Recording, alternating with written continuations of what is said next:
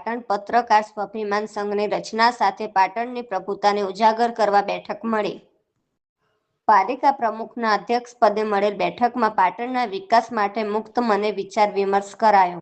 પાટણ નવા circuit house ખાતે રવિવારે પાટણના પ્રથમ નાગરિક ચંદ્રિકાબેન રાવળના અધ્યક્ષ સ્થાને તેમજ નવનિયુક્ત નગર સેવિકા નીતાબેન પટેલના મુખ્ય મહેમાન પદે પાટણની પ્રભુતાને ઉજાગર કરવા પાટણ પત્રકાર સ્વાભિમાન સંઘની રચના સાથે પ્રથમ બેઠક મળી હતી.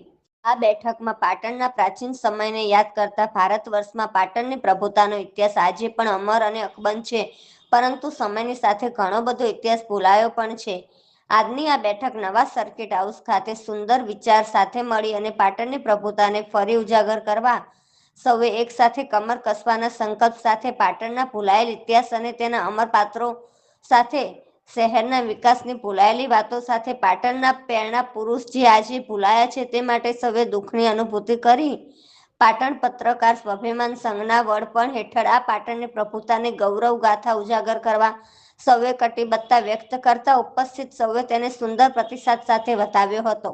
પાટણ પત્રકાર સ્વાભિમાન સંઘ આ બાબતે લોકોને પ્રશ્નોને વાચા આપશે અને વિસ્તારના વિકાસને આગળ ધપાવશે અને સરકાર સાથે સંવાદ સાધી પાટણની પ્રભુતાને ફરી ઉજાગર કરવા દિલથી પ્રયત્ન કરશે તેવી હૈયાધારણા આપી હતી.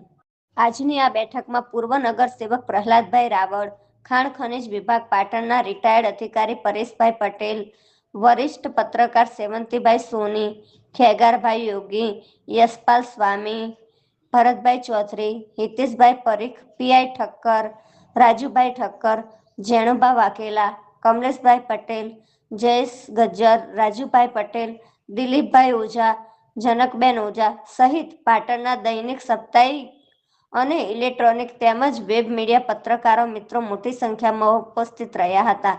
The ultimate news, Mukesh Darji, Patan.